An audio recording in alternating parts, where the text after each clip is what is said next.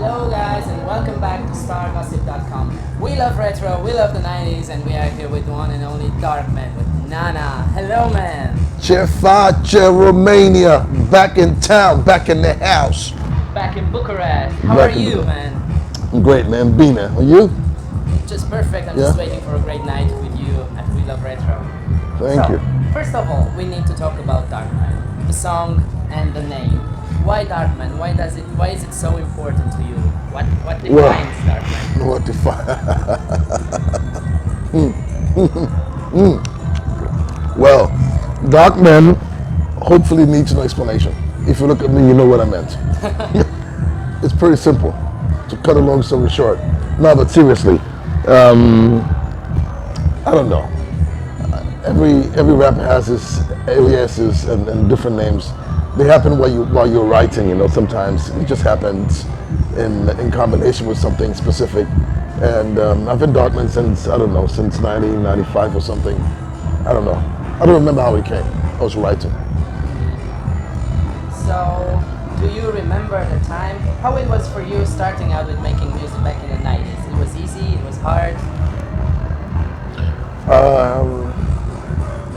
Well, of course, it's never easy in the beginning, but I took it easy.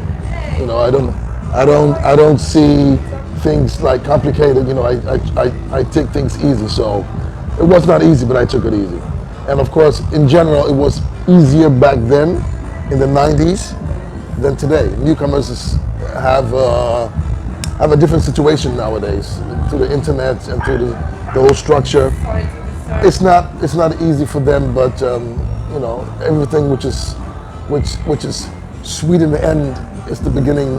It's a little bit sour. So if you are listening to me right now and you're looking for a career in the music business, just dust it off and move forward. Don't let these obstacles doubt you. Just move forward and you will make it eventually. This was the subject of another of my questions prepared. I wanted to know what were the good points of making music in the 90s and the bad points of making music in the 90s compared to today. You kind of answered me, but yeah, but not fully, I guess. Well, the good news was that we were selling CDs back then. You know, people were buying music. There was no chance to get music for free. Do you hear? No chance to get music for free. Zero. You had to buy it. So we were making great sums of money. You know, the money's still nice nowadays, still fine. But nowadays, back then it was really sweet. So we would sell CDs, or we would sell music back then, and today we still sell music, but to a very low price. If you think of Spotify, or if you think about YouTube, you know, the royalties we get, you can't compare to what we were earning back then. So that's the main thing which has changed. The channels of distribution have changed, you know. But looking at things right now, we have to use what we have, you know. It doesn't make sense looking back and saying things were better back then. Things are also fine nowadays, and we have to use what we have. And the internet is a huge distribution channel, and it has this huge advantage as well. You know, things can go around the globe so fast nowadays, which was not possible back then. So happy to be here now, happy to have what we have, happy to use what we have, and we're going to make the best out of it. It's great to know. We can say about your music that it's rather introspective than happy. It's always about finding yourself, about your relationship with God, about things like this. How do you find your inspiration for your music? Well, inspiration, first of all, comes, of course, from things which happen around you, things which you experience and you read about, or you see, you visualize, or you hear. And back then, when I was doing these songs, it was a different environment. I was a young man looking for myself, looking for a place where to go in life. Things were hard in my private life. I lost my mom. I had no father. My daddy died. I was living in Germany, where I grew up in an environment with gangsters and criminals, and I had to find my way through all this and overcome the obstacles which I had in life. So I was doing this with the help of music and with the help of God. So all my songs back then are more like a prayer, sort of like a conversation between me and God, and asking Him to help me find my way. And I was fighting. I was fighting like everybody does in life. Things are not easy. So I was fighting my way through, and thank God I made it. Yeah, you did. You really made it. Yeah, because I never doubt, never doubt. Always keep moving. Always. So for the Romanian audience, your song Lonely might be the biggest hit. But how are you behind the stage? How are you in real life? Are you really that lonely? Well, first of all, you are here with me, so I'm happy that I'm not alone. And second, if I am lonely, I choose to be lonely. Otherwise, I am not. I understand this. And for myself, being at so many 90s festivals, I saw that most of the artists are friends with each other. They talk, they gather together. Was it the same back in the 90s? There were friendships, there were rivalry. Oh yeah, of course. Like in real life, some people like each other, some people fake and pretend as if they like each other, and some people hate each other, but we still respect each other. So it's always a hello and a how you doing, small talk stuff. Yeah, and of course there are also a lot of people who click with each other very much. So but in general we are actually we respect each other in general, and we also we are fine with each other. There's no rivalry. No. Maybe back then, but not today. I must say I was and I am still a fan of his comic book, the song and the video. Thank you. Is there a song for you that stands out for your career? Some special one that you always think about with love? A song that stands out? Well, it's definitely Lonely, because Lonely is my most successful one. And I started off with Darkman, which was my first single, which charted actually in a lot of countries. And Lonely was a breakthrough. It was the second single. It was a breakthrough, so it was the most important one. And also the history behind it, the story behind it. Finding the way to God, or finding the way to succeed in life. It was very important to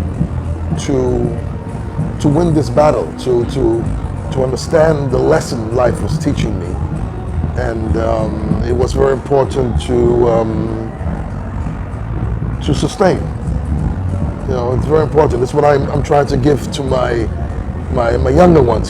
Just life has always sometimes in between some difficult phases for you, but you just have to sustain. You can. It doesn't matter if you fall down. Life, if things become difficult, you can fall down, but that's normal. But you also have to stand up. You don't lay down. You always stand up. Okay. No matter how often you fall down, you always stand up. That's how you survive life. So that's how it goes. Just stand up and move forward. That's the lesson I had to learn today, and that's the lesson everyone has to learn today. Thank you for that. You're It's welcome. really important. Yeah, it is. That's the most important thing. You don't give up. You just move, because it happens to everybody. We all go through our phases, and that's life. So make the best out of it and enjoy. In your opinion, how much is Eurorap appreciated today in today's music business? Well, today's music business, Eurorap is not taking place, because Eurorap was a trend from back then, and there are millions of fans around the world who still enjoy it, which is fine. But regarding the music business, regarding releasing and having a direct impact with Eurorap, it's not so easy, because people who first of all consume music are the younger ones in the first place. So our fans grew up with us.